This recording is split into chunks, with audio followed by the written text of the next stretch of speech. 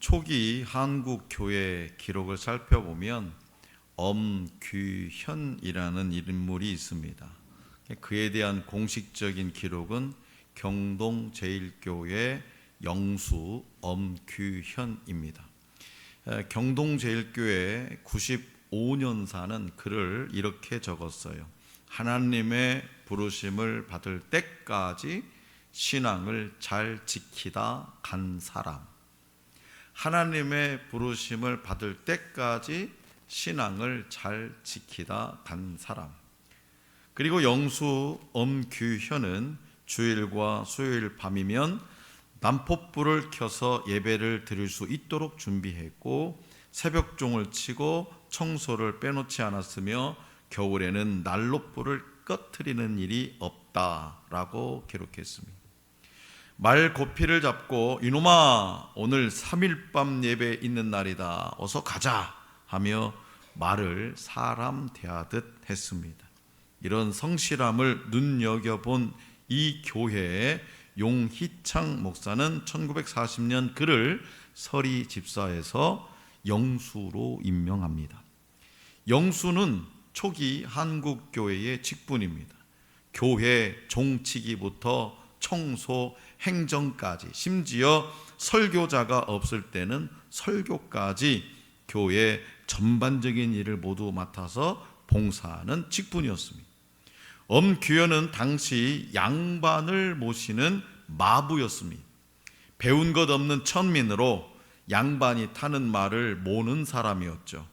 엄규현이 모셨던 양반은 왕족 출신의 이재형이라는 사람이었습니다. 이재형은 고종의 아들 순종과 부통령 이시영과 같이 대궐학교에서 공부한 인물이에요. 이재형은 왕손인 고종 이재황보다 먼저 태어났다면 왕이 될 수도 있었던 사람이에요. 이런 왕족 신분의 이재형이 말을 걸지 않으면 천민 엄규현은 말조차 붙일 수 없는 사람이죠. 그러던 어느 날 이재형이 엄규현에게, 마부 엄규현에게 이것저것을 묻게 되었는데 뜬금없이 엄규현이 이렇게 말했습니다. 날이 황송하오나 오늘부터 예수를 믿으소서. 그래야 나리도 죄사함을 받고 영생을 얻을 수 있사옵니다. 이 말을 들은 이재형은 화를 버럭 냈지만 이후 엄규현의 말대로 예수님을 영접하고 왕족 출신의 목사가 됐습니다. 당시에 천대받던 마부의 이 어수룩한 복음의 메시지가 한 사람의 삶을 완전히 바꾸어 놓은 거죠. 성도 여러분, 여러분들도 누군가로부터 어루숙하고 투박한 말이지만 그 말을 듣고서 크게 감동과 감회를 받은 적이 있습니까? 2차 전도 여행 중 바울은 마게도냐 지방에 도착해서 빌립보 지역과 데살로니가 지역에 교회를 세운 후 베레아와 아테네 지역을 거쳐서 고린도에 도착했습니다. 바울은 습관대로 고린도에 있는 회당을 찾아가서 안식일마다 복음을 전했지만 유대인들은 거부했죠, 복음을. 이에 바울은 회당 옆 한 이방인 가정으로 장소를 옮겨서 이방인들을 대상으로, 유대인들은 거부하니까 이방인들을 대상으로 복음을 전했어요. 그 결과 유대인 회당장이 복음을 듣고 회심해서 그의 가족 모두가 예수님을 믿고 세례를 받아서 성도가 되었습니다. 바울은 많은 위협 속에서도 약 18개월간 고린도에 머물면서 복음을 전했어요. 이후 3차 전도 여행 중에 에베소에 체류하던 바울은 고린도 교회에 관한 소식을 듣게 됩니다. 그 소식 중에는 좋은 소식, 기쁜 소식도 있었지만 교회 안에 여러 가지 문제와 갈등이 생겼다는 소식이 더 컸어요. 이 소식을 들은 바울은 고린도 교회 안에 일어난 문제를 해결하기 위해서 편지를 쓰게 되죠. 고린도 교회에 발생한 문제는 지도자에 따라서 나누어진 계파 문제, 또 성도들의 부도덕한 모습 등이 있었습니다. 또 또한 우상에 바쳐진 제물로 인한 분열, 빈부의 차이에 따른 분열, 은사에 따른 분열 등등이 있었죠. 바울은 이 문제들을 해결할 방법과 교훈을 편지에 담았어요. 그리고 모든 문제에 대한 해결은 십자가와 복음임을 담대히 선포합니다. 복음은 사람의 뜻으로 만들거나 기획한 이야기가 아니죠. 복음은 하나님이 친히 계획하시고 이루신 위대한 구원의 역사입니다. 그렇다면 바울이 복음을 전할 때 사용하지 않은 것은 뭘까? 또한 그가 알고자 작정한 것은 무엇일까요? 오늘 우리에게 주신 본문 말씀 1절과 2절입니다. 우리 다 같이 받들어 읽겠습니다. 1절, 2절 시작. 형제들아, 내가 너희에게 나아가 하나님의 증거를 전할 때에 말과 지혜의 아름다운 것으로 아니하였나니 내가 너희 중에서 예수 그리스도와 그가 십자가에 못 박히신 것 외에는 아무것도 알지 아니하기로 작정하였음이라. 아멘. 바울이 고린도에서 복음을 전할 때 그 사회의 주류 사상은 뭐냐? 헬라 철학이었습니다. 철학적 논리와 이 헬라 철학, 이 철학적 논리와 세상의 이성이 광범위하게 영향력을 미치고 있는 고린도에서 복음을 전하는 것은 쉬운 일이 아니었어요. 또한 당시에는요, 웅변가가 많았어요. 웅변가. 다양한 학문적 지식을 갖춘 이들이 그들의 지적 풍요로움을 가지고 토론하고 웅변했어요. 밤을 새워서. 그들은 새로운 도시를 방문할 때면 아주 화려하고 유창한 말로 그 도시를 높였어요. 아주 화려하고 유창한 말로. 이야, 군산이 세상에 이렇게 군산에 이 월명산이 있다니. 세상에 군산에 이 아름다운 전 세계적으로 유명한 이 음파호수가 있어? 강도 있고 바다도 있네. 그 도시를 높였어요. 그리고 그런 웅변으로 자신의 업적과 그 지혜를 자랑해. 그러면 다시 말해서 이 화려한 말솜씨로 자신의 업적이나 지혜를 자랑함으로써 명예와 권력과 재정적 이익을 얻을 수 있었어요. 이전에 바울도 아덴에서는 자신의 지혜로 복음을 전하려고 했습니다. 아덴에서 자신이 알고 있는 복음, 그 복음을 전하려고 했어요. 그러나 그는 그곳에서 사람의 지혜로는 복음이 증거되지 않음을 깨닫게 되죠. 이를 경험한 바울은 이렇게 말해요. 2절에서 내가 너희 중에서 예수 그리스도와 그가 십자가에 못 박히신 것 외에는 아무것도 알지 아니하기로 작정하였습니다. 바울의 이 말은 청중을 설득하기 위한 어떤 수사적인 기술을 의지하지 않겠다라는 거예요. 강단에선 목사가 어떤 기교를 부리지 않겠다는 거예요. 어떤 웃기는 말로 청중을 사로잡지 않겠다라는 거예요. 사실 바울은 자신의 웅변 실력이 다른 웅변가들에 비해서 그다지 좋지 않음을 잘 알았어요. 그래서 본문 말씀 3절에서 복음을 전할 때 뭐라고 하냐? 약하고 두려워하고 심히 떨었다라고 고백해요. 복음을 전할 때. 여러분들이 생각은 바울은 어떤 분입니까? 여러분들이 가지고 있는 바울에 대한 그 선입견은 아주 대단하고 훌륭하고 복음에서 다 해박하고, 그러니까 여러분들은 바울의 그 심정을 이해를 못하는 거죠. 바울도요, 저와 여러분들처럼 모르는 사람에게 복음을 전할 때 두렵고 덜덜덜 떨면서 예수 한번 믿어보실래요? 이렇게 얘기했다는 거예요. 두렵고 떨리는 마음으로. 이 같은 부족함으로 인해서 바울은 더욱 누구를 의지하게 돼요? 성령님을 의지하게 돼요. 성령님을 의지할 수밖에 없었다는 거죠. 그리고 오히려 자신의 연약함을 통해서 하나님 능력의 강함을 드러내 보이기로 작정합니다. 또한 오직 예수 그리스도와 그가 십자가에 못 박히신 것 외에는 알지 않기로 작정했어요.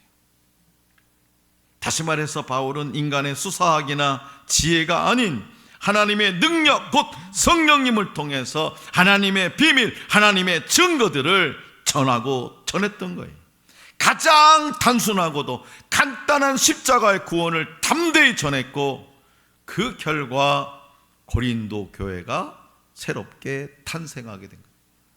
성도 여러분, 하나님은요 다양한 방법으로 저와 여러분들을 찾아오세요. 다양한 방법으로. 말주변이 좋은 사람이나 지적 수준이 높은 사람을 통해서 우리를 찾아와 말씀하시기도 합니다. 유명하고 명성 있는 사람들을 통해서 말씀하시기도 합니다. 그러나 화려한 언변과 명성을 가진 사람의 이야기를 듣다 보면 때때로 하나님은 빠지고 자기 자신을 드러내고자 애쓰는 것처럼 느껴질 때가 있습니다. 그뿐만 아니라 듣는 사람에게 하나님이 아닌 말하는 자신에게 집중하도록 이끌기도 합니다. 아무리 청산유수 같은 말을 하더라도 그 중심에 복음과 십자가가 없다면 어떻게 될까요? 그것은 마치 기분만 좋게 하는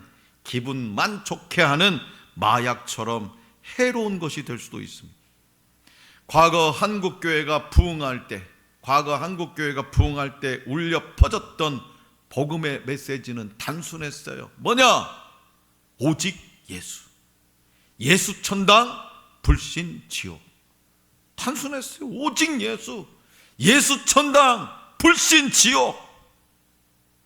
누구라도 이 메시지를 들어봤을 겁니다. 너무나도 단순하다 못해서 투박했지만 그 메시지가 가진 힘은 상상할 수 없는 부흥과 갱신을 가져왔다는 사실이. 그런데 언제부턴가 예수 천당, 불신 지옥 하면 저 기독교는 말이야 너무나 이기적이야. 믿는 사람들조차도 그 단어를 멀리 하고 있어요. 종교개혁자들의 외침, 그 외침도 예수천당 불신지옥과 비슷합니다. 무엇입니까? 오직 믿음으로, 오직 말씀으로, 오직 은혜로 아닙니까? 다른 서술화가 없어요. 꾸며진 말이 없어요. 화려한 말들이 없어요. 오직 믿음으로, 오직 말씀으로, 오직 은혜로밖에 없어요. 복음의 선명함은 말이나 지혜가 아닌 성령님의 역사로 더욱더 분명하게 나타나기 때문이죠. 그 이유는 바로 복음에는 하나님의 능력과 힘이 있기 때문이에요. 그래서 바울은 디도서 3장 5절에서 이렇게 전하고 있어요. 우리를 구원하시되 우리가 행한 바 의로운 행위로 말미암지 아니하고 오직 그의 긍휼하심을 따라 중생의 씻음과 성령의 새롭게 하심으로 하셨나니. 투박하게 보이는 복음이지만, 어수룩하게 보이는 복음이지만, 복음이 전해져서 죄인이 의인으로 거듭나는 일은 성령의 역사로 말미암습니다. 그렇기 때문에 성령의 능력을 의지하여 잃어버린 한 영혼을 찾아서 십자가 복음을 전하는 저와 여러분들이 될 수 있기를 우리 주님은 원하십니다. 바울은 본문 말씀 5절에서 전도의 목적이 믿음에 있다고 말합니다. 복음 전도는요, 듣는 사람에게 믿음을 일으켜요. 복음 전도는 듣는 사람에게 믿음을 일으켜요. 오직 전도를 통해서만 믿음이 발생하는 이유는 그 믿음이 사람의 지혜에 기반을 두지 않고 다만 하나님의 능력에 기반을 두게 하기 위해서입니다. 사람의 지혜와 말로 믿음을 얻은 사람은 자신의 지혜를 자랑할 거예요. 자, 그렇다면 본문 말씀에서 바울이 말한 하나님의 지혜는 뭘까? 이 지혜를 몰랐던 세상 통치자들이 저지른 일은 뭘까요? 본문 말씀 6절에서 8절입니다. 우리 다 같이 받들어 읽겠습니다. 6절에서 8절 시작. 그러나